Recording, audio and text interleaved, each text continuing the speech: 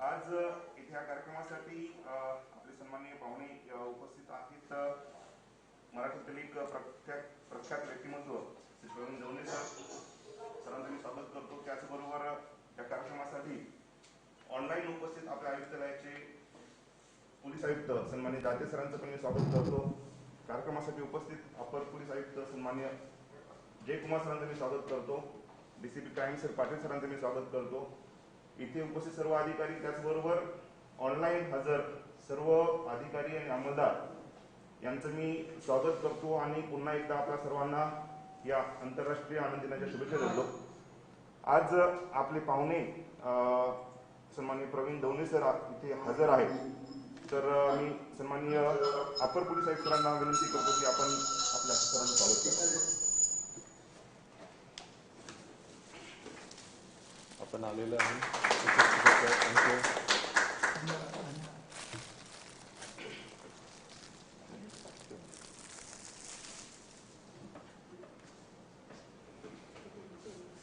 Thank you sir.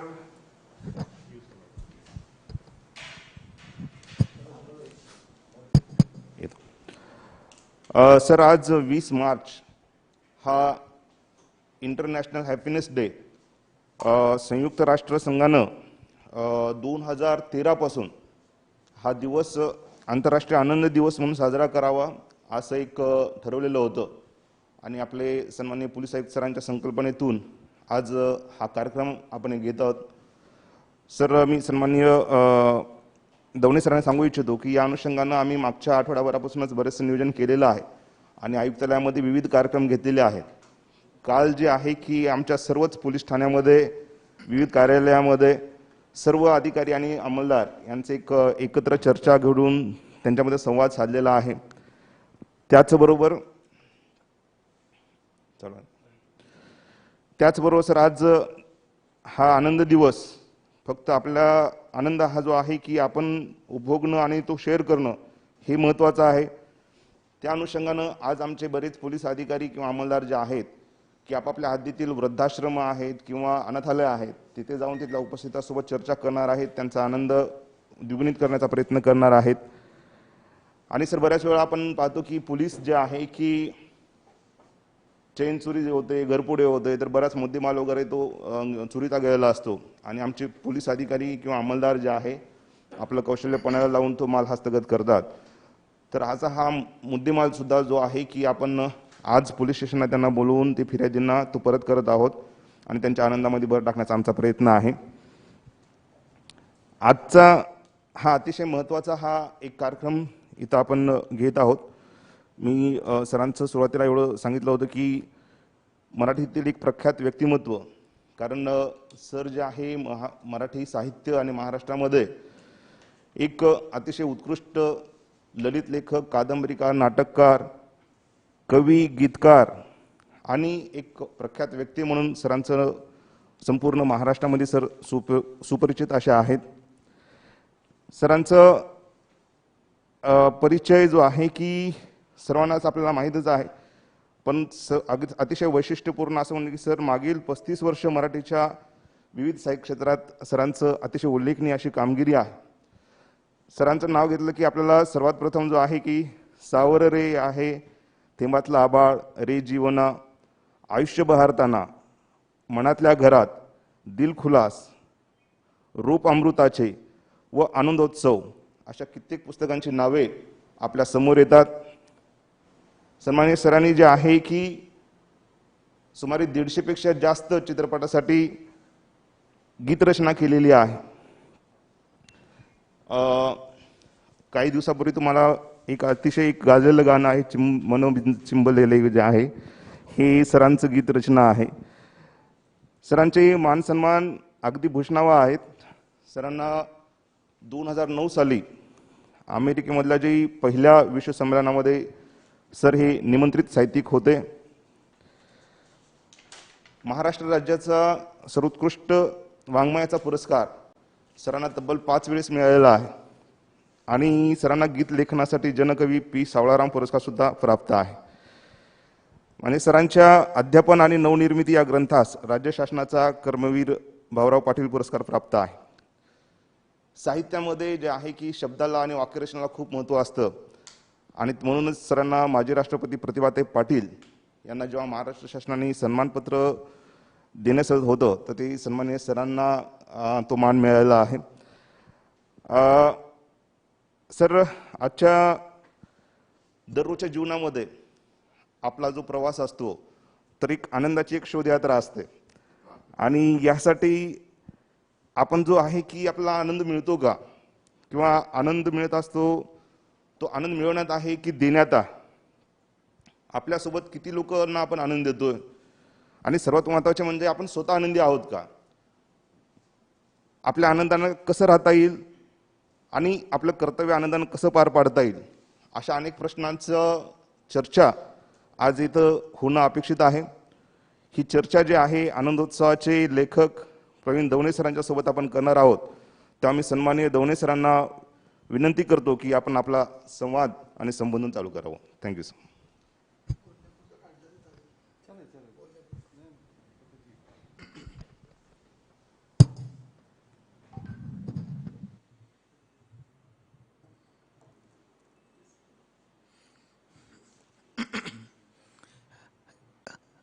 नमस्कार, मनपूर्वक नमस्कार.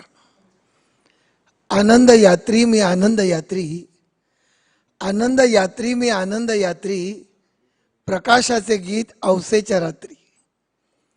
ही कविवर्य मंगेश पाडगावकर यांची कविता मला आजचा दिवस उगवताना आठवली आणि एरवी आनंदात आनंदी असणं वेगळं आणि वेदनेच्या काळामध्ये आनंदी असणं वेगळं. वेदनेच्या दुःखाच्या काळामध्ये आनंदाचं व्रत जगाला देण्याचा आजचा दिवस तो संपन्न होतो आहे. साक्षात मीरा भाईंदर वसई विरार या पोलीस आयुक्तालयाच्या सुरेख वास्तूत आणि माझ्या समोर बसलेले आदरणीय पोलीस अधिकारी आणि माझ्या प्रत्यक्षात समोर नसलेले असे शेकडो म्हणावेत असे माझे आदरणीय पोलीस मित्र. मी आरंभी ज्यांनी मला निमंत्रण दिलं ते आदरणीय आयुक्त सदानंद दाते साहेब यांचा मी सन्मानाने उल्लेख करीन. ते मला वेळोवेळी या कार्यामध्ये गुंफून घेतात आणि त्यांच्यामुळेच एरवीपेक्षा जरा निराळ्या ठिकाणी बोलण्याची संधी मला मिळते. त्याबद्दल त्यांचे मी अगदी मनपूर्वक ऋण व्यक्त करतो. दातेसाहेब, आजच्या आनंदी दिवसाच्या आनंदमय शुभेच्छा. त्याबरोबरच आज या ठिकाणी ज्यांनी मला अतिशय सुगंधी असा पुष्पगुच्छ दिला ते अप्पर पोलीस आयुक्त एस जयकुमार साहेब यांचे पण मी मनापासून आभार मानतो. याचं कारण असं की इथे आल्यापासून एक वेगळ्या प्रकारचा बौद्धिक आनंद गप्पांतून त्यांनी आम्हाला दिला आणि त्यांचा मी उल्लेख करीन. त्याबरोबरच आदरणीय विजयकांत सागरजी, त्यांनी ही सगळी व्यवस्था नेटकेपणाने सांभाळून आज तुमच्यापर्यंत मला इथे आणले. आदरणीय मित्रमैत्रिणींनो, मी आधी आपल्या सगळ्यांना लेखकांच्या वतीनं, कवींच्या वतीनं आणि विशेषतः महाराष्ट्र नागरिकांच्या वतीनं तुमच्या कार्याला आजच्या या कोविड काळामध्ये आपण जे अतुलनीय धैर्य दाखवून सगळ्या समाजाला आनंद देण्याचा जो प्रयत्न करता आहात, आपली मुलं बाळं, घरदार, पत्नी, वृद्ध आईवडील या सगळ्यांकडे योग्य ते लक्ष पुरवून समग्र ऊर्जा आपण नागरिकांसाठी खर्च करत आहात. मी सगळ्यांना आदरपूर्वक सॅल्यूट करतो. तो आपण स्वीकारावा. आपला त्याग, आपलं समर्पण याची जाण सर्वसामान्य नागरिकाला नक्कीच आहे, पण त्याच्याकडे व्यासपीठ नसल्यामुळे तो ते व्यक्त करू शकत नाही. आज मी त्या सगळ्या मनात बोलणारे, आपण प्रत्यक्षात व्यासपीठ नसलेल्या या सगळ्यांच्या वतीनं इथले उपस्थित अधिकारी, पत्रकार, फेसबुक आणि यूट्यूबच्या माध्यमातून जे ऐकतायत ते सगळ्यांच्या वतीनं मी आपल्याला ही मानवंदना देतो. आणि माझा आजचा जो विषय आहे तो आंतरराष्ट्रीय आनंद दिवसाच्या निमित्तानं सूत्र घेऊन मला दिलेल्या वेळेत मी बोलणार आहे. आणि मला खात्री आहे की इथले उपस्थित आदरणीय अधिकारी आणि उपस्थित नसलेले पण घराघरातून आणि आपल्या पोलीस स्थानकातून जे ऐकतायत ते सगळे मला तिथून दाद देतील याची मला खात्री आहे आणि आनंदाने ती देतील. मी एक नम्र विनंती करेन ती म्हणजे इथे सुरक्षित अंतर ठेवलंय, आरोग्याचे सगळे नियम पाळलेत आणि हा मास्क सुद्धा मी घरून लावूनच आलोय आणि जातानाही लावणार आहे. परंतु बोलण्याची एक सोय म्हणून मी थोडी परवानगी घेऊन सुरक्षित अंतराने मी तो ठेवतो. त्याबद्दल कुणीही मनामध्ये काही वेगळं आणू नये, त्या नियमाबद्दल मला आदर आहे. मित्रमैत्रिणींनो, आनंदासाठी एखादा दिवस साजरा करण्याची वेळ यावी हीच खरी म्हणजे एक थोडी गमतीची बाब आहे. खरं म्हणजे सच्चित आनंद हेच मुळात जगण्याचं आणि विश्वाच्या निर्मितीचं मूळ आहे. हे विश्व जे निर्माण झालं तेच मुळात परमानंदातून झालं. किंबहुना कुठलीही सकारात्मक गोष्ट जी निर्मित होते त्यामागे आनंदच असतो. आनंद हे परमात्म स्वरूप ईश्वराचंच एक रूप आहे.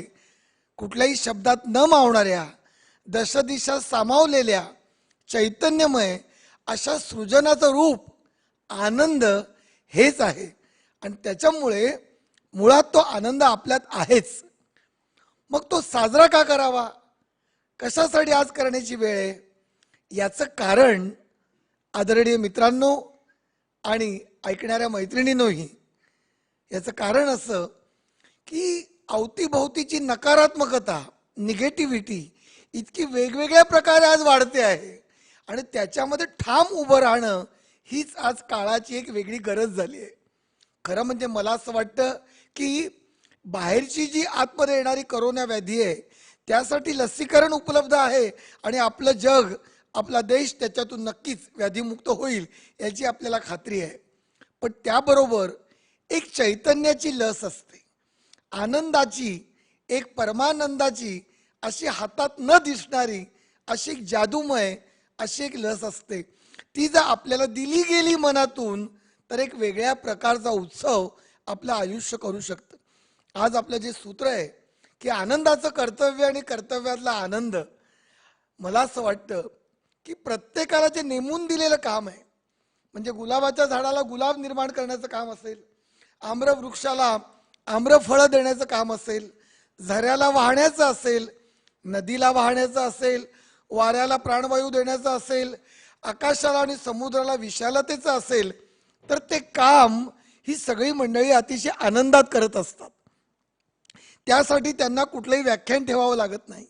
पशुपक्ष्यांना, झाडापानांना आणि फुलांना कुठल्याही प्रकारे आनंद दिवस साजरा करावा लागत नाही, कारण ते दुःखाचा स्वीकार करून सहजगत्या आनंदी होतात. कविवर्य पाडगावकरांचीच एक कविता अतिशय ओघाने मला आठवली आणि खरं म्हणजे पाडगावकरांनीच, कविवर्य मंगेश पाडगावकरांनीच त्याच्याबद्दलची एक हकीकत सांगितली. तुम्ही ती खरंच लक्षात ठेवा, किंबहुना आपल्या जीवनाचं गाणं सुद्धा करायला हरकत नाही. त्यामागे एक छोटी कथा आहे आणि ती तुम्हाला खूप आवडेल. रॉबिन पक्षी हा पाळला होता एका लहान मुलाने. निळा, सुंदर, छानपैकी पिसांचा, सुंदर तुऱ्याचा तो घरात पाळलेला पक्षी अचानक त्या पिंजऱ्याचा थोडा धक्का लागून त्याचा पाय जरासा दुखावला. त्या मुलाला खूप वाईट वाटलं. लहान मुलं पक्ष्यांसारखीच हळवी असतात आणि त्यामुळे तो दुखावला आणि दुखावल्यानंतर त्यांनी त्याला इलाज केला, पण तरी पण त्याचा पाय जो थोडा लुळा पडला होता तो तसा होताच. रॉबिन पक्षाच्या डोळ्यातले अश्रू पण त्या तरल मुलाला दिसले. रात्री त्याला झोपच आली नाही. सकाळी त्याला वाटलं की आता काय दिसेल, हा पक्षी असेल की नसेल, त्याचा पाय बरा असेल की नसेल याची त्याला चिंता होती. आई वडील कदाचित झोपले असतील, पण हा मुलगा मात्र काही झोपू शकला नाही. पण मित्रांनो, आश्चर्य तर पुढेच आहे. गंमत तर पुढेच आहे.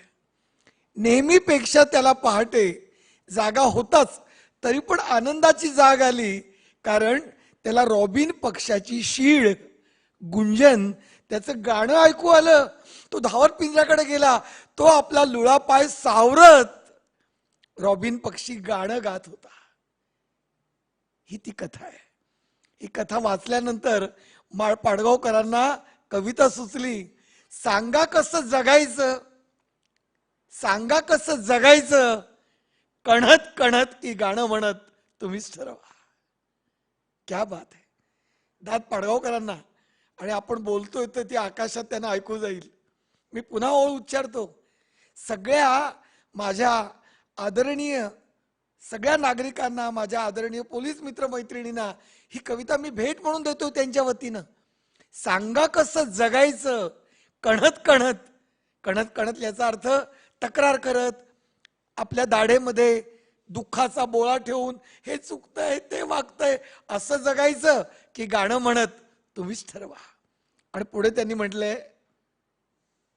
म्हटले पेला अर्धा भरला आहे असं सुद्धा म्हणता येतं, पेला अर्धा सरला आहे असं सुद्धा म्हणता येतं.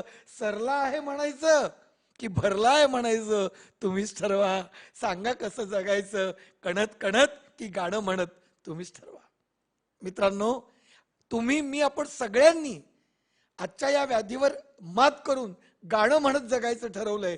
कारण आनंदाचं गाणं हाच याच्यावरचा उपाय आहे. ज्याप्रमाणे आतली प्रतिकार शक्ती असते, तशी दिव्य आनंदाची जी ऊर्जा आहे, त्या ऊर्जेची प्रतिकार शक्ती तुमच्या मनात गरुड भरारीची एक वेगळी शक्ती देईल. आणि आपल्याला शिकवलं जातं, दुःख कुणाला नसतात. मला तुम्ही सांगा, आपल्या सगळ्यांना महात्मा गौतम बुद्धांची गोष्ट सगळ्यांना माहिती आहे. सगळ्यांना की पुत्रवीराने दुःखी झालेली ती आई जेव्हा रडते, तिचं सांत्वन करायला बुद्ध महाराज जातात आणि म्हणतात, अगं दुःख काय तुला एकटीलाच नाहीये. आणि मग ते सांगतात की ज्या घरामध्ये दुःख नाही त्या घरातून तू मुठभर मोहरे आण. मोहरी आपल्याला माहिती आहे, फोडणीसाठी आपण मोहरी वापरतो, प्रत्येकाच्या घरात असते. ज्याच्या घरात दुःखच नाही त्याच्याकडून तू मोहरी आण. आणि ती सगळ्या गावात जाते, पण कुणीच तिला मोहरी देत नाही. प्रत्येकाचंही दुःख असतं. हे त्यातून सांगितले महात्मा बुद्धांनी. प्रत्येकाला ते आहे. आणि त्यामुळे दुसऱ्याला आनंद देणं हाच आनंद मिळवण्याचा मार्ग आहे. आपल्या वेदनेची गप्पा मारत, संवाद साधत जे तुम्ही करता आहात. तुम्हाला मी सांगतो की या मुसाफिरीच्या निमित्तानं मला अनेक आदरणीय पोलीस अधिकारी असे भेटले की जे वेदनेवर मात करून जगतायत. पण त्याबरोबर पु ल देशपांडेंची, आपल्या आवडत्या महाराष्ट्राच्या लाडक्या व्यक्तिमत्वाची प्रत्यक्ष घडलेली गंमत मला मुद्दामून सांगायची. एकदा कोणीतरी एक वृद्ध ग्रस्त, पुलं पण वृद्ध असताना त्यांच्याकडे गेले आणि पुलांना म्हणाले, सगळं आता बदललंय असं काय चाललंय. पुलं पटकन म्हणाले, आजोबा, आता पुलं पण त्याच वयाचे होते, पण पुलं म्हणाले, आजोबा काहीही बदललेलं नाही, बदललंय ते आपलं वय. त्यामुळे स्वीकारशीलता, ॲक्सेप्टन्स, स्वीकारशीलता, जे घडतंय त्याचा स्वीकार आणि त्याच्यातून नवनिर्माण हे करण्याची जी वृत्ती असते त्यालाच तो आनंद असतो. आपल्या पुलंनी तुमच्या माझ्यासाठी सगळ्यांसाठी एक गोष्ट सांगून ठेवलेली आहे. त्यांनी असं म्हटलंय, सकाळी उठल्यावर आपलं काहीच जर दुखत नसेल तर समजावं आपण मेलोयत म्हणून. मित्रमैत्रिणींनो, तुमच्या गालावरचं जे हसू आताचं स्मितरेषा आहे याच्यातून तुम्ही होकारच दिलाय. खरंच आहे. अगदी माझी पण आता थोडी कंबर दुखली होत असेल, तुमच्यापैकी काहींचं छोटं डोकं दुखत असेल, कोणाला ॲसिडिटी असेल, हे पुरावेच येतात की आपण जिवंत आहोत. पण मित्रांनो, सकाळी जागा झाल्यावर सोनेरी किरणं आपल्या खिडकीचा दरवाजा वाजवतात, खिडकीला ठोठावतात. तो आपल्याला ऐकू येतो का? बाहेरच्या पाखरांची साद ऐकू येते का? आपण म्हणाल, आम्ही तर पोलीस अधिकारी आहोत, आमचा खाकी वर्दीशी आणि बंदुकी आणि या वातावरणाशी संबंध. तुम्ही कवी आहात, तुमचं मंडळींचं जग वेगळं. खरं सांगू, कवी असो का पोलीस, एखादा कोणीतरी भाजीवाला असो का कोणी फळवाला, तो याच जगात राहत असतो. आणि त्यामुळे या जगातले सगळे आनंद आपलं कर्तव्य सांभाळत पुढे पुढे घेत राहणं आणि चालत राहणं, हाच मला असं वाटतं आजच्या दिवसाचा हा संदेश आहे. मी मगाशी म्हटल्याप्रमाणे माझ्या या वाटचालीमध्ये खूप नामवंत अधिकारी माझ्या आयुष्यात आले. एक नाव चटकन आठवतं ते सांगून मी पुढे जाईन, कारण ते खऱ्या अर्थाने आनंद यात्री होते आणि माझं भाग्य की त्यांचा स्नेह मला लाभला. ते म्हणजे अरविंदजी इनामदार. सगळ्यांना माहिती असलेलं व्यक्तिमत्व. माझ्या ते घरी आले होते, गप्पा व्हायच्या. ते जे अतिशय शौर्यशाली पोलिसांना पुरस्कार देतात त्याच्यासाठी पण मी मानपत्र त्या काळात लिहिलेली आहेत. परंतु त्यांना मी जेव्हा पाहिलंय तेव्हा साहित्यावरच बोलताना पाहिलंय. आचार्य अत्रे, खांडेकर, पु ल, शांता शेळके यांच्यावर ते बोलायचे. म्हणजे एखादा मराठीचा प्राध्यापक सुद्धा इतका व्यासंगी नसेल इतके ते टोकाचे अधिकारी होते. कितीतरी न्यायमूर्ती मी अधिकारी पाहिलेत. म्हणून ऐकणाऱ्या समस्त पोलीस बांधवांना आणि भगिनींना मला हे सांगायचं आहे, हात जोडून, मला माहिती आहे की तुमच्यावर पुष्कळ काम आहे, मी विसरलेलो नाही, रात्रंदिवस ड्युटी आहेत, तुमच्या मुला मुलींच्या वाढदिवसाला तुम्हाला जाता येत नाही, हे सगळं माझ्या मनात दिव्यासारखं तेवतंय. पण तरीही हे सगळं करताना एखाद्या तरी कलेचं बोट तुम्ही धरून ठेवलं पाहिजे. मी पुन्हा सांगतो, तुम्ही ऐकताय छान म्हणून, की एक तरी कला पाहिजे. मग वाचनाची, चांगलं काही ऐकण्याची, बघण्याची. हो, 24 तास आपण काम करतो, पण तरी पण केव्हा तरी 15 मिनिटं आपल्याला अशी मिळतात की जेव्हा आपण लता दीदींचं गाणं ऐकू शकतो, गुलाम अलींची गझल ऐकू शकतो, बालकवींची एखादी फुलराणी कविता ही बालपणी आठवलेली तुम्ही आठवू शकता, आवडता एखाद्या शिक्षकाला केव्हा तरी फोन करू शकता, वृद्ध नातेवाईकाला, आईला कशी तब्येत आहे विचारू शकता, केव्हा तरी सुट्टीवर गेल्यावर आपल्या शेतातल्या गुरावासरांना भेटू शकता. हे मन तुम्ही जपा कृपया. हाच आनंदी होण्याचा मार्ग आहे. मला असं वाटतं की मी अध्यापक म्हणून 35 वर्ष मी मराठीचं अध्यापन केलं, पण मी माझ्या सगळ्या प्राध्यापक मित्रांना कायम सांगायचो, अध्यापनाचा आपला व्यवसाय आहे, आपला स्वधर्म आहे, पण हे सगळं करताना आपण रसिक आहोत, आपण कलावंत आहोत, हे कधी विसरू नका.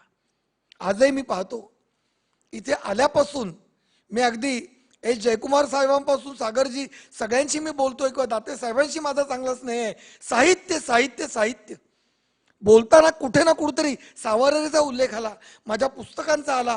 ही सगळी मंडळी आज इथे बसलेत ज्यांना बोलायला वेळ नाही, प्रत्येक जण माझ्याशी कवितेवर बोलू शकतो, पण ते सगळं कुठेतरी सिमेंट खाली दाबलेलं असतं व्यवहाराच्या. याचा अर्थ रसिकता नसते असं नाही. तुमचा व्यवसाय तुम्हाला उत्तम करताना मी म्हणतो तीच कला पाहिजे असं नाही, परंतु कुठली तरी एखादी कला, केव्हा तरी म्युझियम बघणं, केव्हा तरी शिल्पकला बघणं, केव्हा तरी लेडी बघणं, या सगळ्यालाच वेळ नसेल तर मित्रांनो, नियतीनं, निसर्गाने आयुष्यच आपल्याला दिलं का? निसर्गाने आपल्याला नवा दिवस दिलाय, याचा निसर्गाला आनंद वाटला पाहिजे की बरं झालं मी याला जिवंत ठेवलं. हा आनंद निसर्गाला मिळावा, त्याला थँक्यू म्हणावं, म्हणून तरी एखादी कला, म्हणून तरी एखादं संगीत, एखादं गाणं, वेदनेवर फुंकर हे हवंय. हे सगळे अधिकारी मी आजही रसिक पाहतोय आणि तेव्हाही मी ते अनुभवले, पण तो विषय वेगळा आहे आणि आपल्याला दिलेला वेळ कमी आहे. मी मुद्दामून सांगेन की या सगळ्या प्रवासात मला अगदी नकळतपणे काही पोलीस असे भेटले. आज मी या कार्यक्रमाची थोडीशी तयारी करताना ते मला आठवत गेले आणि हे काही खोटं नाही आहे, कार्यक्रमासाठी रचलेलं असं नाही आहे, ते मला कसं भेटत गेले याची मी गंमत तुम्हाला सांगेन. आणि तुम्ही मला म्हणाल की प्रवीण सर, तुम्ही हे जे गुंफलत त्यामुळे आम्हाला खूप उमेद मिळाली आणि खूप आनंद मिळाला. मी काही वर्षांपूर्वी आदरणीय भावगीत गायक अरुण दाते मराठीतलं फार मोठं नाव होतं, आता नाहीये दाते साहेब, अरुण दाते साहेब, आणि त्यांची प्रसिद्ध गाणी शुक्रतारा, मंदवारा किंवा भातुकलीच्या खेळामधली राजा, आणि आपल्या सगळ्यांना माहिती आहे, काही सांगायला नको. त्यांच्याबरोबर मी शुक्रतारा कार्यक्रमाचं निवेदन करायचो गावोगावी. दाते साहेब आणि मी शेजारी, आणि कार्यक्रम संपला 12:30-1ला की मग घरी यायचं किंवा लॉजमध्ये जायचं. मला आठवतं की रात्री 2:30-3ला एका प्रवासात अचानक असे पोलीस मध्ये आले, खाकी कपड्यातले ड्युटीवरचे आले, आणि त्यांनी गाडी थांबवली. ऐका, गाडी थांबवली की आणि काचा खाली घ्यायला लावल्या, आतमध्ये पाहिलं. मला थोडी उत्सुकता होती आता काय घडतंय. मी तर निश्चिंत होतो, कारण भारतातलं आणि जगातलं मोठं व्यक्तिमत्व माझ्या शेजारी होतं. आणि माझ्या अंगावर काढलं की आता अरुण दाते कशी रिॲक्ट होत आहेत आणि हे पोलीस अधिकारी आणि अरुण दाते यांची चर्चा काय होते. तुम्ही विश्वास ठेवा, कदाचित तुम्ही बसल्या बसल्या किंवा ऐकताना पण तुमची छाती फुलून येईल. चटकन ते ड्युटीवरचे पोलीस अधिकारी खिडकीतूनच त्यांनी पायाला हात लावला, नमस्कार केला आणि नंतर हळूच एक डायरी काढली आणि दाते साहेबांच्या जवळ ती दिली. अरुण दातेंबद्दल बोलतोय. दाते नाही कळे ना काय, तुमची स्वाक्षरी पाहिजे, स्वाक्षरी पाहिजे. माझ्या अंगावर आताही रोमांच येतात साहेब. आणि ते म्हणाले, तुम्हाला माहिती आहे ते म्हणाले की मी मुद्दामून तुमची सही घेतोय, कारण आज पहाटे ड्युटी संपल्यानंतर मी जेव्हा घरी जाईन तेव्हा तुमच्या भावगीतावर प्रेम करणाऱ्या माझ्या मुलीला मी सांगीन, आज मध्यरात्री ड्युटीवर मी कुणाला पाहिलं, शुक्र तारा मंद वारा गाणाऱ्या अरुण दातेला पाहिलं. खरं सांगू, अशा खाकी वर्दीतला हिरवाकंच वसंत ऋतू सारखा अधिकारी जेव्हा मला भेटतो तेव्हा मला असं वाटतं, एकीकडे त्यांनी काचा खाली करून कोण आहे बघून ड्युटी पण बजावली आणि त्याचबरोबर त्यांनी जीवनाचा आनंद घेतला. दुसरी गोष्ट मला आठवते, अखिल भारतीय साहित्य संमेलन कुठेतरी होतं आणि कवी संमेलन हा जो प्रकार आहे, तुम्ही तो अनेकांनी ऐकला असेल, पण काही काही वेळेला 180 200 कवी असतात आणि एकंदरच 1:30-2 वाजता अशी वेळ येते की व्यासपीठापेक्षा सुद्धा कमी लोक समोर असतात, 2-4. मी ऐकायला होतो, रात्रीचे 2 वाजले होते आणि कंटाळलोच होतो, पण काही मित्र होते तर मी जाणं वाईट दिसत होतं. गंमत म्हणजे मी तिथल्या एका तरुण ड्युटीवर असलेल्या पोलिसाला गप्पा मारल्या आणि गप्पा मारताना मी म्हटलं की काय हो या कविता ऐकताना तुम्हाला काय वाटतं, कंटाळा नाही काय. तो इतका विनोदी होता, उत्स्फूर्त विनोदी, मी विसरू शकलो नाही. पटकन त्या तरुण पोलीस मित्रांनी म्हटलं, काय जेव्हा आमच्या हातून छोटा मोठा गुन्हा घडतो ना तेव्हा शिक्षा म्हणून आम्हाला कवी संमेलनात पाठवतात. आता मला तुम्ही सांगा, हे त्यांनी मजेने म्हटलं होतं, ही शिक्षा म्हणून कोणी पाठवत नाही आपल्याला माहिती आहे, पण लगेच त्या मुलाला सुचणं हे मला आज आठवलं. मला वाटतं एकीकडे तो ड्युटी पण करत होता आणि त्याच वेळेला तो विनोदानी रसिकतेनी आनंद सुद्धा घेत होता असं मला वाटलं. माझ्या बाबतीत घडलेली आणखीन एक छोटीशी गंमत मला मुद्दामून या ठिकाणी सांगायची. खूप वर्षांपूर्वीची गोष्ट आहे. मी कुठल्या तरी एका मित्राबरोबर निघाला होतो स्कूटरवर आणि त्या मित्रांनी चुकून तो सिग्नल जो आहे ओलांडल्यावर एका पोलिसांनी अडवलं की सिग्नल तोडलाय, बरोबर आहे ते. आता ती शिक्षा तरी भोगणे तर बरोबरच होतं, पण पटकन माझा मित्र काय म्हणाला, माझ्या मागे कोण बसले माहिती आहे. आता मी म्हटलं, अरे यांना माहिती नसेल तर माझी लाज जायची. तो मित्र म्हणाला, ते दे दणादण म्हटलं गाणं आहे ना, पोलीसवाल्या सायकलवाल्या बिरेक लावून थांब, ते लिहिणारे गीतकार आहेत. हे झाल्यावर ते जे अधिकारी तिथले होते त्यांचा चेहरा इतका हसला आणि पटकन शेकहँड करून म्हणाले, तुम्ही आहात काय, होते केव्हा तरी चूक, हरकत नाही, जा जा आमच्यावर आणखीन गाणी लिहा. अजूनही मला तो सिग्नल आणि ते वातावरण अजूनही मला आठवतंय.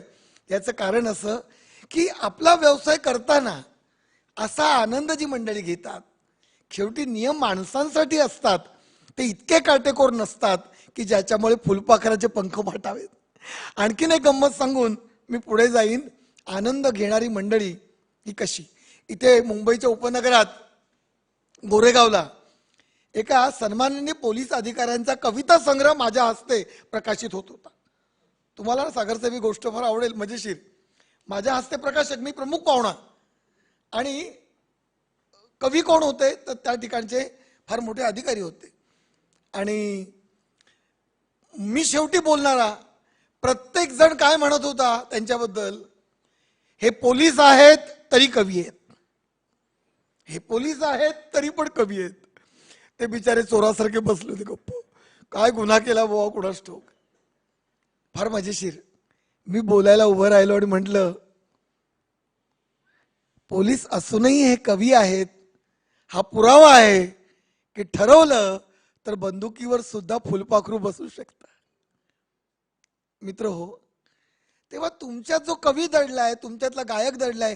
काहीला व्हॉट्सअपमध्ये एक फार सुंदर पोस्ट येतात की एकीकडे ड्युटी करता करता उत्तम गातात, अगदी रफी किशोर यांची उत्कृष्ट गाणी गातात, त्यांना संधी मिळत नसते आणि ते येतात तेव्हा मला खूप अभिमान वाटतो. त्यामुळे सगळं अनुकूल असताना, सगळं बरं असताना एखाद्यानी आनंद जपणं यापेक्षा तुमच्यासारखी मंडळी सगळ्या काळोखात ज्या आनंदाचा दिवा लावतात त्याला दाद द्यायला मनापासून या ठिकाणी मी आलोय.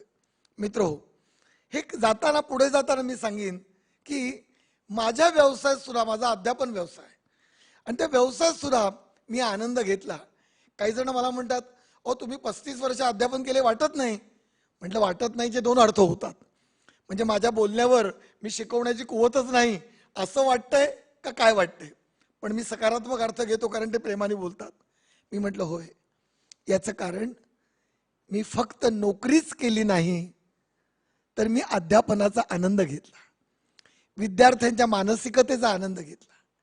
आज मला जेव्हा आपण प्रस्तावना केलीत विजयकांत साहेब, त्याला आपण जे बोललात की काल परवा सुद्धा वृद्धाश्रमात आपली मंडळी गेली, तिथल्या वृद्धाश्रमांना केवळ आपण आहोत हा आधार दिला, तो त्यांना मिळालेला जो आनंद आहे ते नुसतंच कर्तव्य नव्हतं, तर जणू काही आपण आपला व्यवसाय करताना केलेली ती पूजा होती. हे सगळ्यांना जमत नाही. मी स्वतः आयुष्यामध्ये विद्यार्थ्यांना दैवत मानलं.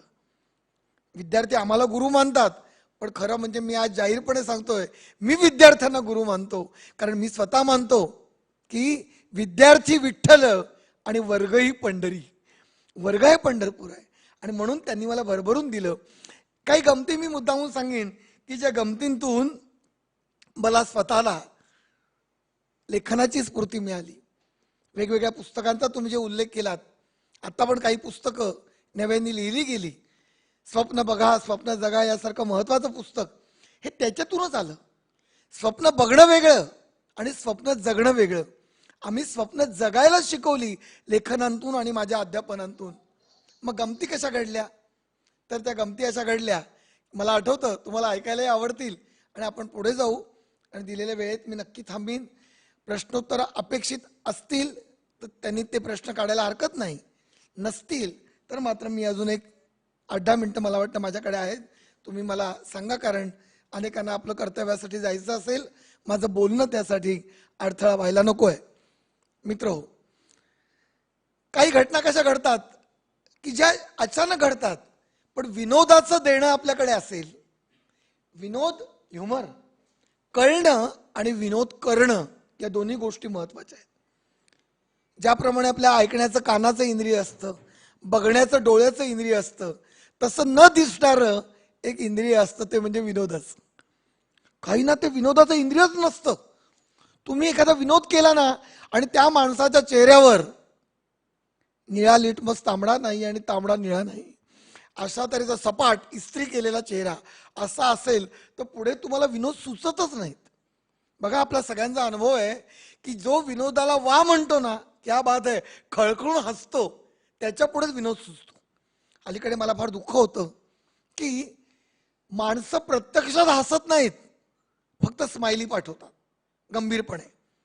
आता आपण मास्क लावल्यामुळे हसणारे चेहरे आतमध्ये हसताय तुम्ही, पण दिसत नाहीत ते मला कळतं. म्हणजे मला दिसण्यासाठी सुद्धा मास्क खाली घ्या असं मी म्हणणार नाही, पण मला ते कळतं तुमच्या चेहऱ्यांतून डोळ्यांतून तुम्ही हसताय ते.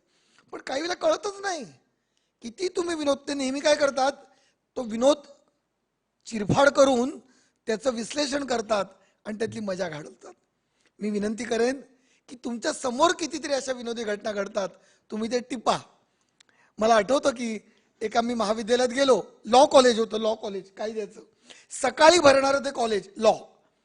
तर अलीकडे मराठी भाषांतराचं एक आलेलं आहे की मराठी पाटी पाहिजे. मॉर्निंग लॉ कॉलेजचं भाषांतर त्या कायद्याच्या कॉलेजने केलं होतं. ते पाहून मी प्रमुख पाहुणा असूनही मोठ्याने हसलो. आणि प्राचार्यानं म्हटलं, हो हे भाषांतर आज उद्या बदलून टाका. म्हणे काय झालंय? म्हणजे मॉर्निंग लॉ, लॉ म्हणजे कायदा, कायद्याला मराठी शब्द विधी, आणि मॉर्निंग म्हणजे सकाळ. त्यांनी भाषांतर केलं होतं प्रातर्विधी महाविद्यालय. आता मला तुम्ही सांगा साहेब, मराठीत प्रातर्विधीचा अर्थ काय होतो ते मी इतक्या छान मैफलीत सांगत नाही, परंतु हे कळलंच नव्हतं किती दिवस कुणाला. पण मी त्याच्यावर टीका नाही केली, ते नजर चुकीनी अज्ञानामुळे झालं, पण ते सांगितलं मी. मला आठवतं उत्तरपत्रिका वाटल्यावर एक विद्यार्थी आला, सर तुम्ही रिमार्क काय दिलाय शेरा, तुमचा शेराच मला वाचता येत नाही. आणि माझा चेहराच पडला, कारण मी शेरा लिहिला होता अक्षर सुधारावे. आता तुम्ही मला सांगा की अक्षर सुधाराव्या शेरा जर मला मी लिहिलेला वाचता आला नसेल तर मी स्वतःला सुधारलं पाहिजे. आणि तो मुलगा त्या ठिकाणी मला गुरु झाला, आजही तो माझा मित्र आहे. एक दिवस एका खेड्यातल्या विद्यार्थ्यांनी माझ्यासाठी डबा आणला, उघडला. म्हटलं काय रे आज पुरणपोळ्या, काय विशेष? तर पटकन म्हणाला, माझ्या आईनं तुम्हाला पुरणपोळ्या दिल्यात. म्हटलं का? तो म्हणाला, आज बैलपोळा आहे म्हणाला. आता सांगा तुम्ही, त्यांनी काही मुद्दा म्हणून माझा अपमान केला नव्हता की मला बैल समजून, पण बैलपोळा होताच, खेड्यातला मुलगा होता, पण आज बैलपोळा आहे म्हणून आईने पोळ्या केल्या, तो मला तुला देतोय. मला तुम्ही सांगा, याच्यात घडलेला जो ह्युमर विनोद आहे तो मी एन्जॉय केला पाहिजे, त्याचा आनंद मी लुटला पाहिजे. आज मला असं वाटतं की तो आनंद हा कुठेतरी कमी होतोय. म्हणून पावलोपावली म्हटलं तर विनोद असतो, आणि पावलोपावली म्हटलं तर वेदना पण असते. आपण मला असं वाटतं की वेदनेला संवेदनेचा स्पर्श दिला तर कुठेतरी एक वेगळ्या प्रकारचा आनंद आपण नक्कीच घेऊ शकतो असं मला वाटतं. ज्याला तो आनंद घेता येत नाही ना, त्याला तो दुसऱ्याला पण मिळू नये असं वाटतं.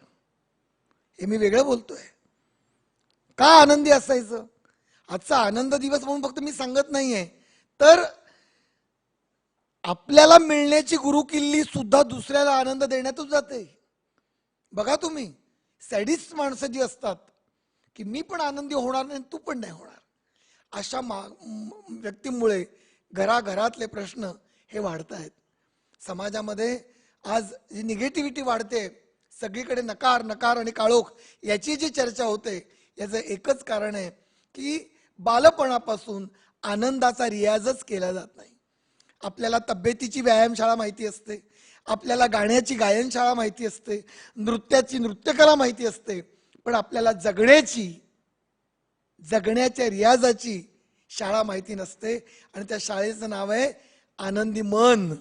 हे आनंदी मन बाहेरून कुठे मिळत नाही, आतूनच आपल्याला ते बाहेर पाठवावं लागतं. आज आदरणीय श्रोत्यांनो, आपल्याला आणि सगळ्यांना मी सांगेन की अजून हवंय हा एक रोग लागलाय. अजून हवंय समाधान, तृप्तता, मनशांती, मेडिटेशन, या सगळ्या गोष्टी आहेत त्या कालबाह्य होत आहेत, आउटडेटेड होत आहेत, असं एक चित्र रंगवलं जातंय. पण या मंतरलेल्या व्यासपीठावर मी मनपूर्वक सगळ्यांना सांगेन की कितीही तुम्ही कामात असलात तर एक 15 मिनिटं तरी ध्यानाला द्या, मेडिटेशनला द्या, योगासनाला द्या. हा द्याच, याचं कारण तुम्ही सगळ्या कुटुंबाला हवे आहात, आणि तुम्ही भारताला, आपल्या देशालाही हवे आहात मनस्थितीतले. नाहीतर नोकरी करता करता तुम्ही इतके चिडचिडे व्हाल की आपोआपच एक वेगळा नकार तुमचं आयुष्य पोखरून टाकेल. म्हणून थोडी ध्यानधारणा, तो जो आनंद आहे तो आपण घेणं या निमित्ताने शिकलं पाहिजे. कुठे अजून हवंय? माझ्या एक 4 ओळी मला इथे आठवतात, तुम्हाला आवडतील त्या. खूप काही मिळवताना थोडं काही निसट्ट, खूप काही मिळवताना थोडं काही निसट्ट, थोडं काही निसट्ट त्यानं सारं बिनसत. सारखं हवंय, पण आपण म्हणतो उद्या करू उद्या करू. आजचा श्वास उद्यावर ढकलता येत नाही, आजचं जगणं पोस्टपोन करता येत नाही. आणि त्यामुळे मी विनंती करेन की तुम्ही जगणं पोस्टपोन करू नका. आनंद पोस्टपोन करू नका. आज आणि आत्ताच दुकानाबाहेर लिहिलेलं असतं हॉटेलच्या वर सुद्धा काही वेळेला की आज रोख उद्या उधार. हे केवळ पैशाबाबतच नाही, हे आनंदाबाबतीत पण आहे. आनंद आत्ताच कॅश आहे, रोख आहे, तो तुम्ही आत्ताच घेतलात तरच तो आहे. पुन्हा मला महात्मा गौतम बुद्धांची एक छोटीशी कथा आठवते, ती तुम्ही कृपया कोरून ठेवा मनावर. त्यांनी आपल्या शिष्यानं म्हटलं, शिष्य हो, कुठल्याही नदीत एकदा पाऊल ठेवता येत, एकदा. तुम्ही उत्सुक आहात तसे शिष्य पण उत्सुक होते. शिष्य म्हणाले, कसं काय? त्याच नदीत आम्ही दुसरं पाऊल ठेवू शकू, त्याच नदीत दुसरं पाऊल ठेवू शकू. महात्मा गौतम बुद्ध म्हणाले, होय, पण दुसरं पाऊल ठेवाल तेव्हा आधीची नदी वाहून गेलेली असेल, आधीची नदी वाहून गेलेली असेल. आधीची नदी वाहते. आपण 10 वाजता बोलायला सुरुवात केली, आज आपण 11:45 पर्यंत आलो. मला तुम्ही सांगा, किती प्रयत्न केले तरी आजचे 10 पुन्हा वाजणार नाहीत, हे सत्य आहे. किती विज्ञान पुढे गेलं आणि कितीही ग्रह ताऱ्यांचे शोध लागले तरी मगाचा क्षण परत येत नाही, हे ज्याला कळलं. ऐकणाऱ्या केवळ पोलीस मित्रांना मी सांगतो नाहीये, आपला विद्यार्थी पण ऐकत असतील, त्यांचे कुटुंबीय ऐकतायत. सगळ्यांना मी प्रेमाने सांगेन की तुम्ही प्रेझेंट टेन्स मध्ये वर्तमानात जगा. आपल्या मनात दुःख जे होतात काय, आपल्याला माहितीये, दिवाळीच्या आधी आपण माळा साफ करतो, अडगळीचा माळा. नको त्या वस्तू साचतात. कधी स्टोर रूम असतं, नको ती पोती, नको ते कपडे, नको ती न वापरलेली वापरत नसलेली पेनं ही साठलेली असतात. आपल्याच घरामध्ये आपण अडचणीत राहतो आणि नको त्या वस्तू आरामात राहतात. मग आपण काय करतो साहेब? आपण त्या धैर्याने एकत्र करतो आणि योग्य ठिकाणी टाकून देतो. मनाच्या मेंदूवर किंवा मेंदूच्या मनावर पण अडगळ साचलेली असते. रिवेंज, सूड, द्वेष, स्पर्धा, तिरस्कार, अजून पुढे जाईन, अजून पैसा, खूप प्रसिद्धी, पुरस्कार, गळे कापू, ह्याच्या इतक्या गाठी झाल्या आहेत की ज्या कुठल्याही सीसी कॅमेऱ्यात किंवा डॉक्टरांच्या क्ष किरणामध्ये पण सापडत नाहीत. मी विनंती करेन, मी प्रार्थना करेन की आजच तुम्ही हा निर्णय घ्या. मनावरची ही जी सूड, द्वेष, तिरस्कार, जेलसी, हे सगळी गाठोडे फेकून द्या आणि मग तुमच्या लक्षात येईल कुठे स्पर्धा, कुठे दुःख. मी बराचसा मोकळा झालोय. अनेक लोकप्रिय मालिकांच्या मध्ये द्वेषावरच ते राजकारण शिजवलेलं असतं. कुठे सासवा सुना, कुठे नंडा, कुठे दीर आणि अमुक, कुठे 2 भाऊ, आणि त्याचं कथानक केलेलं असतं. मी तर म्हणतो कथानक शब्द पण चुकीचा आहे, व्यथानक म्हटलं पाहिजे. म्हणजे घराचं नाव असतं शांती सदन सिरियल मधल्या, आणि आतमध्ये फक्त अशांती असते. आणि ते इतक्या वेळेला आपण बघतो की संध्याकाळी शुभम करोती कल्याणमच्या ऐवजी अशुभम करोती, म्हणजे दुःखदायकच काहीतरी होईल याचंच वातावरण होतं. मी सगळ्या मित्रांना, त्यांच्या कुटुंबियांना, बघणाऱ्या सगळ्यांना विनंती करेन, तुम्ही जर ऐकत असाल तर तुमच्या लक्षात येईल की शुभ आणि सात्विक गोष्टीच आपल्या घरी याव्यात, याचा आपण प्रयत्न करूया. मित्रहो, शेवटच्या 3-3.5 मिनिटं जी उरलेत तेवढ्या मिनिटात मी सांगेन की जशी मी रसिक पोलीस अधिकाऱ्यांची उदाहरणं दिली, जशी मी माझ्या व्यवसायातली आनंददायक गमतीची उदाहरणं दिली, त्याप्रमाणे मी सामान्यातल्या असामान्य माणसांची उदाहरणं देईन की व्यवसायात पण त्याने आनंद कसा शोधला. ज्या महाविद्यालयात मी अध्यापन केलं, ज्ञानसाधना महाविद्यालय ठाणे, तिथे काम करणारी एक कर्मचारी, त्या बाईंचं नाव हिराबाई, आणि त्या उत्तम चहा करायच्या, उत्कृष्ट, इतका उत्कृष्ट की म्हणजे बोलू नये. पण आपण घरामध्ये जाण्याआधी पण हिराबाईंच्या हातचा चहा घ्यावा. साधं काम करणाऱ्या बाई. एकदा मी त्यांना म्हटलं, हिराबाई, काय आहे तुम्ही असं चहामध्ये काय घालता? वेलचीचं वगैरे तर आपल्याला स्वाद येतोच. त्या जे म्हणाल्या ना, मी उडालो. त्या म्हणाल्या, साखर आणि चहाची पावडर तर कॉलेज देतच, पण वेलची आणि जायफळ मात्र मी माझ्या खर्चाने आणते, कारण तुम्ही जे सगळे शिकवून दमता त्यांनाच चांगला चहा मिळावा, आणि तुम्ही जेव्हा वा म्हणता ना तेव्हा मला बरं वाटतं.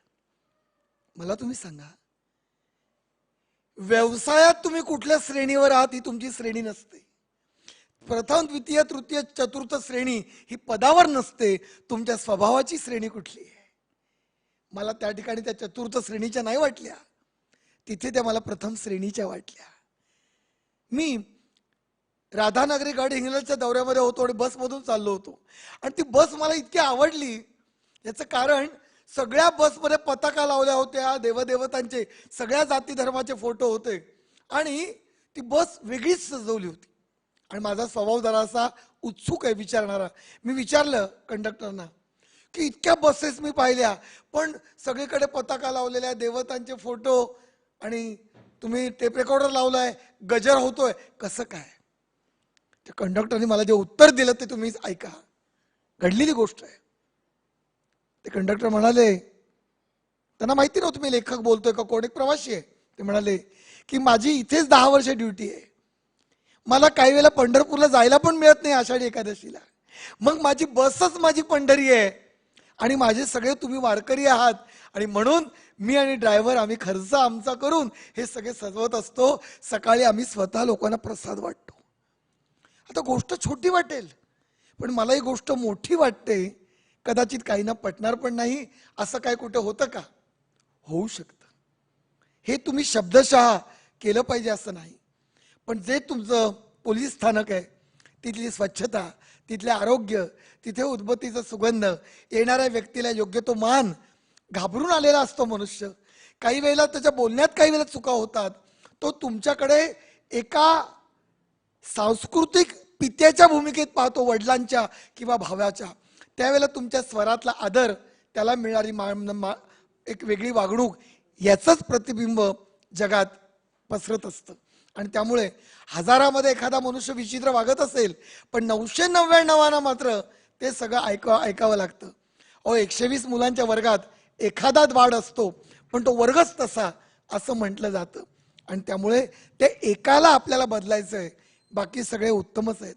आज या आनंद दिवसाच्या निमित्तानं तो जो एक कुठेतरी कोपऱ्यात दडलेला अरसिक किंवा करड्या आवाजाचा असेल, तो जरा बरा बदलावा, त्याच्यात वात्सल्य निर्माण व्हावं, त्याच्या जीवनाचा आनंद निर्माण व्हावा, असं मला या निमित्ताने मी सांगेन. मित्रांनो, आनंदाचं आरोग्य आणि आरोग्याचा आनंद जपावा म्हणून आदरणीय सदानंद नातेसाहेबांच्या निमंत्रणामुळे मी इथे आलो, आणि एक देखणी वास्तू या ठिकाणी पाहिली. मीरा भाईंदर वसई विरार या महत्वाच्या परिसरामध्ये अत्यंत परिश्रमाने एक उत्तम वास्तू, चांगलं सभागृह उभं राहिले, रसिक अधिकारी समोर आहेत, अतिशय उत्तम ध्वनिक्षेपक आणि ध्वनिचित्र मुद्रणाची व्यवस्था तुम्ही सगळ्यांनी केली, आणि माझा योग्य तो सत्कार या ठिकाणी केला गेला. तेव्हा या सगळ्यांना मी धन्यवाद देईन, आणि समारोप करताना मी म्हणेन की आपल्याला कणच जगायचं नाही, गाणं म्हणतच जगायचंय.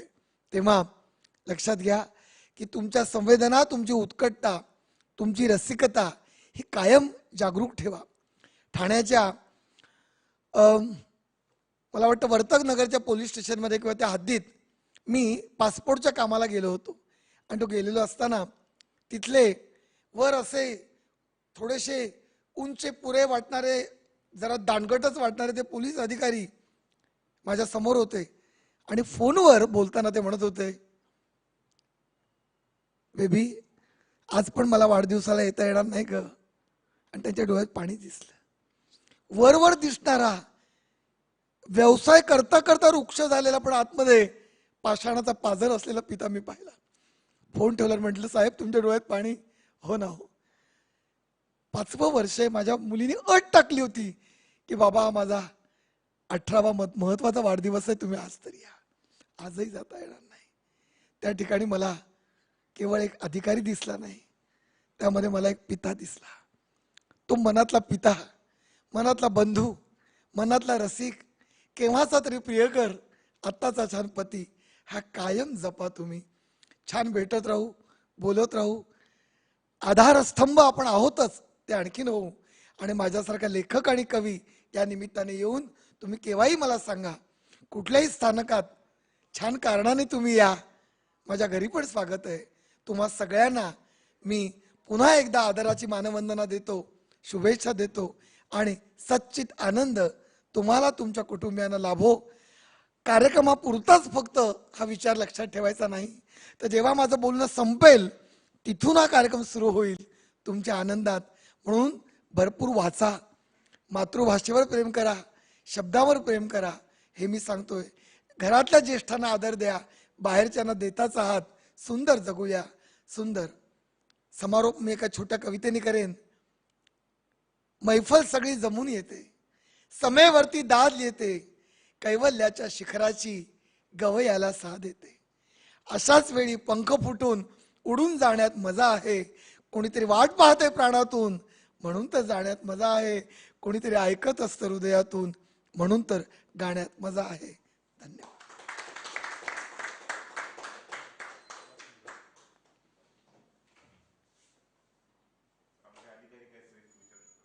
हो,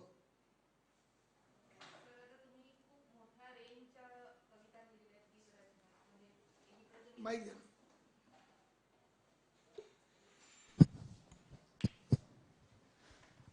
म्हणजे एकीकडे सर तेजोमय नाद ब्रह्मसारखी तुमची रचना आहे, तर दुसरीकडे मागाची थंडी अशा प्रकारची रचना आहे. तर तुम्हाला कोणत्या प्रकारचं साहित्य लिहिताना जास्त आनंद त्याच्यामधून मिळतो? आपलं नाव मला कळलं तर बरोबर. Sir doctor Ashwini Patil. Doctor Ashwini Patil. अच्छा, डॉक्टर अश्विनीताईंनी अगदी साहित्य कार्यक्रमाचा प्रश्न विचारलाय आणि मला खरंच भाग्य वाटतं. त्यांनी असं विचारलं की तेजोमय नादब्रह्मसारखी कविता आणि मागाची थंडीसारखी लावणी कुठल्या प्रकारची कविता लिहायला आवडते. खरं म्हणजे विशिष्ट प्रकार असा कवीचा आवडीचा नसतो, त्या त्या प्रकारे ती फुलत जाते.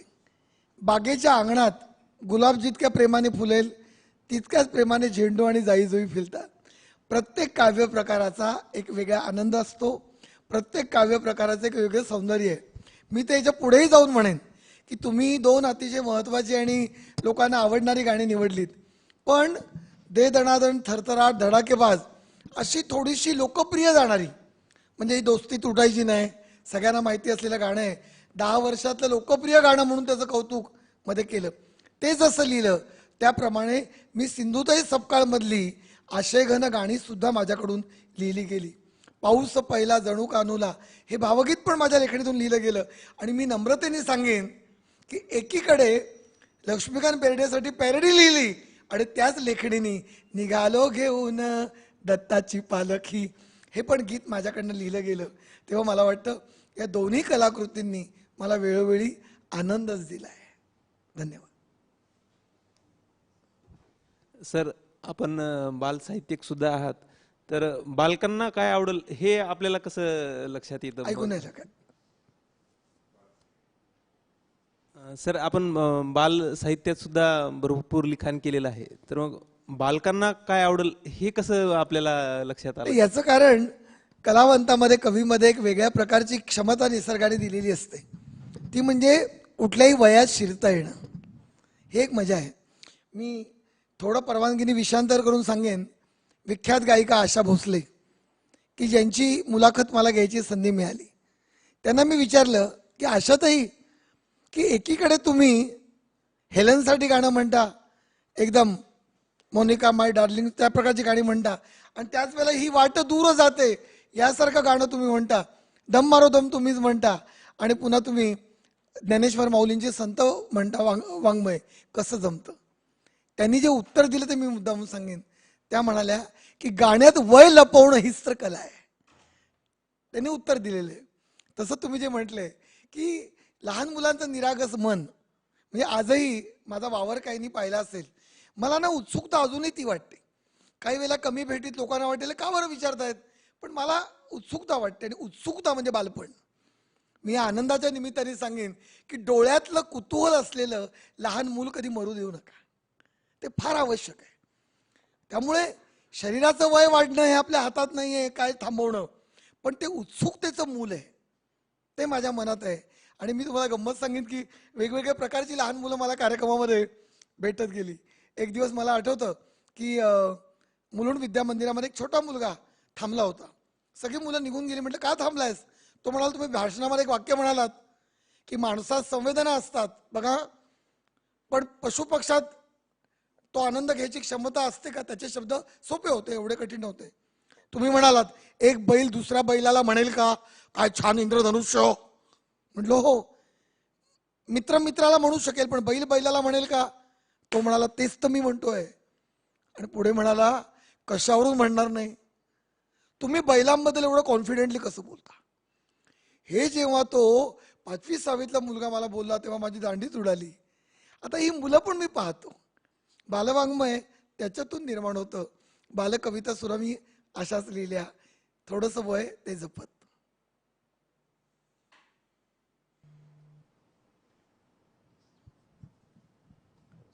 छान प्रश्न येतात, म्हणजे मला अगदी संकोच करू नका, फक्त माझ्या क्षमतेच्या परिघात. Sir sir thank you sir. Sir बरेचसे अधिकारी आमचे ऑनलाईन पण आहेत. ऑनलाईन अधिकारी कोण आहे, प्रभारी अधिकारी, आपल्याला कोणाशी काही बोलायचं तुम्ही बोलू शकता. अनम्यूट करून तुम्ही बोलणं आहे.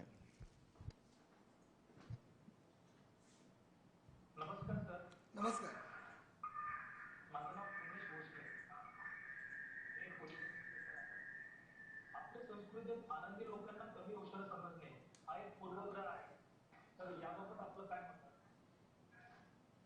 काय विचारलं? आपल्या संस्कृतीमध्ये आनंदी लोकांना कमी हुशार. खरं म्हणजे हा तुमचा प्रश्न लोभस आणि तिरका आहे थोडासा, आणि तुमच्या मताशी मी सहमत एवढ्यासाठी आहे कारण आपल्याकडे खो खो हसणारा, मनापासून दाद देणारा, छानपैकी वा म्हणणारा उथळ आहे असं म्हटलं जातं.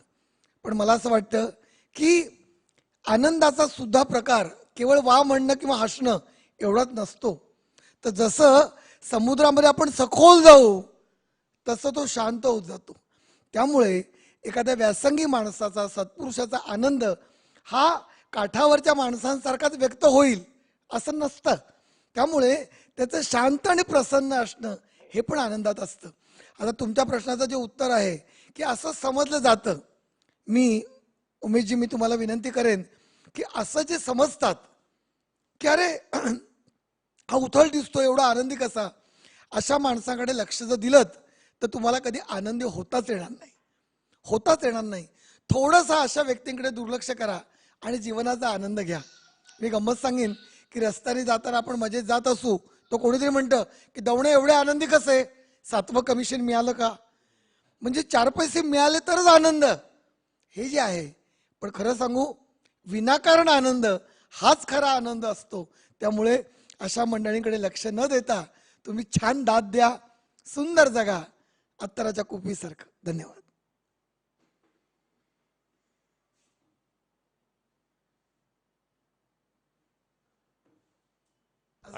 आणखीन कोणी अधिकारी आपण काय विचारतो ते विचारू शकता. अनम्यूट करून बोलायचं आहे.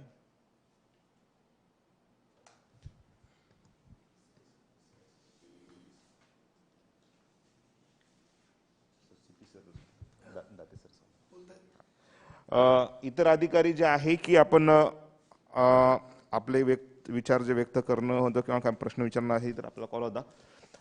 आज आपल्या या कार्यक्रमासाठी आहेत आपले सन्माननीय पोलीस आयुक्त सर पण ऑनलाईन हजर आहेत. सर आपला कार्यक्रम तिकडे पाहत आहेत. आम्हा सर्व अधिकाऱ्यांना खूप आनंद वाटेल की सन्माननीय सर पण जॉईन होतील. तर मी सन्माननीय सरांना विनंती करतो की सर आपण आम्हा सर्वांना मार्गदर्शन करावं. सर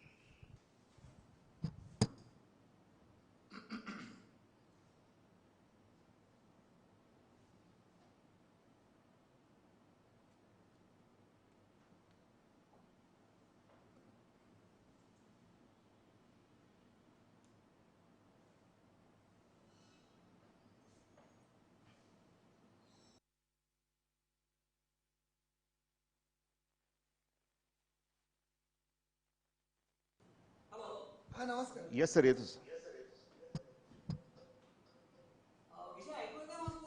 हो सर ऐकू येत आहे सर.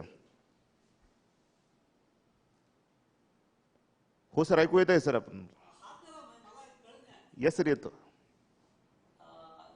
सो आजच्या कार्यक्रमात दवणे सर एका फोन कॉलवरती आले तर मला असं वाटतं तो माझा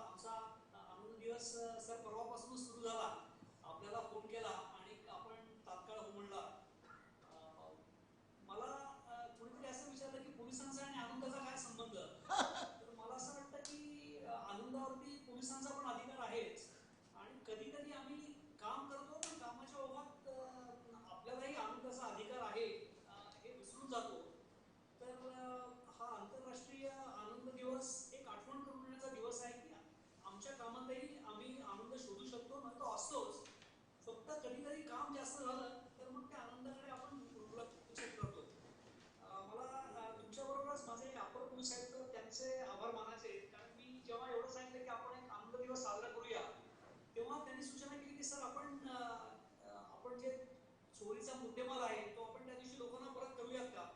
म्हणजे खरोखरच लोकांच्या पर्यंत सुद्धा आनंद आपल्या घेऊन जाता येईल. किंवा विजय त्यांनी कल्पना मांडली की सर आपण आपल्या अधिकाऱ्यांना सांगूयात की ते वृद्धाश्रम किंवा अनाथाश्रमाला व्हिजिट देतील आणि तुम्ही म्हटलं तसं आपला आधार आहे, आपण त्यांच्या बरोबर ते सांगतील.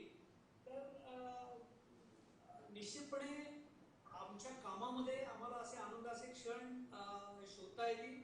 आणि मला आठवतं की मी जेव्हा UPSC पास झालो असं मला समजलं, आणि मी कल्पना करू शकतो की आपल्यातल्या प्रत्येकाला कोणी कॉन्स्टेबल म्हणून आपण सिलेक्ट झालो किंवा सब इन्स्पेक्टर, जेव्हा पहिली नोकरी आपल्याला लागली, तो निश्चितपणे आपल्यासाठी आनंदाचा क्षण असतो. कारण आपल्या ज्या आशा असतात, अपेक्षा असतात, आकांक्षा असतात, ते पूर्ण करण्याचं एक साधन मिळालं असं आपल्याला वाटतं. पण जेव्हा आपण रोज कामावरती जातो आणि एक ॲव्हरेज पोलीस ऑफिसर 10 ते 12 तास काम करतो आणि 8 तास झोपतो असं म्हणलं, तर आपण घरी असतो 4 तास, ते 3 पण जास्त वेळ आपण कामावरती असतो.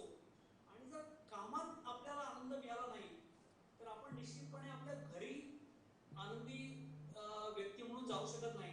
तेव्हा मला असं वाटतंय, माझ्या सगळ्या सहकाऱ्यांना माझं असं आवाहन आहे की निश्चितपणे आपण ज्या गोष्टींसाठी या पेशामध्ये आलो, त्या गोष्टी पूर्ण करण्यातून, म्हणजे लोकांना मदत करण्यातून आणि आपल्या देशासाठी काहीतरी करतोय, त्या कर्तव्यपूर्तीच्या समाधानातून आपल्याला आनंद मिळणार आहे. तर आपला रोजचा दिवस आपण आनंदाचा कसा घडवता येईल याच्यावरती आपण विचार करायला पाहिजे. आणि आपल्या सहकाऱ्यांना मदत करण्याचा आनंद आपण घेऊ शकतो, लोकांना मदत करण्याचा आनंद घेऊ शकतो, आपण सगळ्यांना घेऊया. मी बोलण्याचा आज विषय नाहीये, दवणे सरांनी खूप छान त्यांचे विचार सांगितले आहेत. तेव्हा मी आता इथेच थांबतो, त्यात पण बऱ्याच लोकांना आनंद मिळेल. पुन्हा एकदा तुम्हाला धन्यवाद. जय हिंद. Sir thank you sir. Sir thank you sir.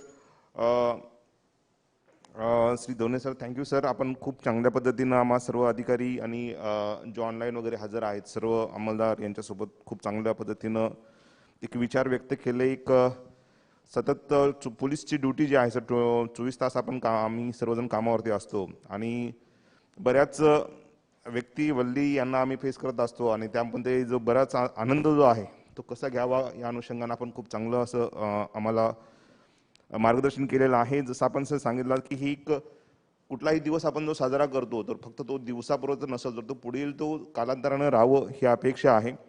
Sir आपण इथं आलात आणि आम्हाला मार्गदर्शन केलं याबद्दल आपले आभार सर. सन्माननीय पोलीस आयुक्त सरांचे मी आभार व्यक्त करू इच्छितो की सरांनी हा कार्यक्रम इथे आम्हा सर्वांच्यासाठी आयोजित केला, आम्हाला प्रेरणा दिली सर. जवळपास 2013 पासून हा दिवस साजरा केला जातो, पण मला पहिल्यांदा ह्या वर्षी माहीत झालं सरांच्यामुळे की हा एक इंटरनॅशनल हॅपीनेस डे पण असतो. तर सरांनी हा कार्यक्रम आपल्या आयुक्तालयात घडून आणला आणि सर अतिशय गौरवानं सांगू इच्छितो की पूर्ण महाराष्ट्रामध्ये आपलं युनिट आहे की तिथे आपण पहिल्यांदा हा कार्यक्रम करतो आहोत सर. तर सन्माननीय सरांचे मी सर्व आयुक्तालयातील पोलीस अधिकारी आणि अंमलदाराच्या वतीनं आभार व्यक्त करतो. सन्माननीय ॲडिशनल सर इथे उपस्थित राहून आम्हाला या कार्यक्रमामध्ये उपस्थित राहिले सरांचा आभार व्यक्त करतो. सन्माननीय पाटील सर उपस्थित आहेत, सरांचा मी आभार व्यक्त करतो. आणि सर्व जे ऑनलाईन अधिकारी आणि अंमलदार आपण हजर आहात आपले सर्वांचे आभार. सर कार्यक्रम पूर्ण करण्याच्या अगोदर जसं आपण भाषणामध्ये सांगितलं की आमचे अधिकारी सातत्यानं 24 तास ड्युटी करतात आणि बऱ्याच वेळा जे अतिशय महत्त्वाचे घरचे कार्यक्रम असतात किंवा आपले स्वतःचे वैयक्तिक कार्यक्रम असतात त्यावेळेस सुद्धा आम्हाला ड्युटीसाठी इकडे थांबायला लागतं. आणि असेच एक आमचे एक DYSP अधिकारी आहे सर देशमुख साहेब, त्यांचा आज वाढदिवस आहे आणि ते इथं आपण हजर आहे. तर आजच्या आनंद दिवसाच्या दिवशी जो आहे की आपण त्यांचा आनंद द्विगुणित करूयात आणि हा वाढदिवस आपण जर थोडासा साजरा करतोय. सर्वप्रथम देशमुख साहेबांना मान्य ॲडिशनल सरांच्या हस्ते पण पुष्पगुच्छ देतो सर.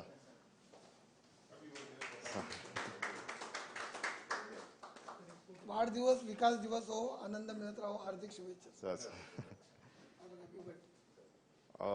तुमचं देशमुख साहेब हे त्याला कट गेला. देशमुख साहेबांना वाढदिवसाच्या शुभेच्छा सर. चालू फारच चांगला सोहळा आहे. Yes sir. वातावरण मला आवडलं कौटुंबिक जिव्हाळ्याचं. Sir thank you sir.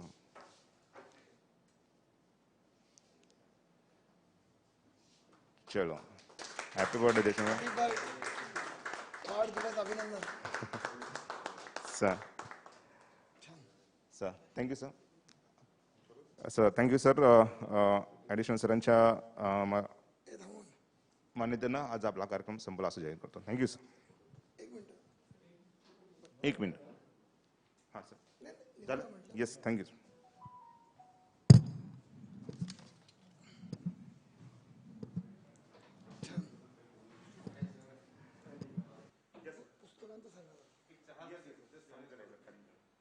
नाही या लोकांना घेत असेल विनंती सेट आहेत बघावे तुम्ही विनंती.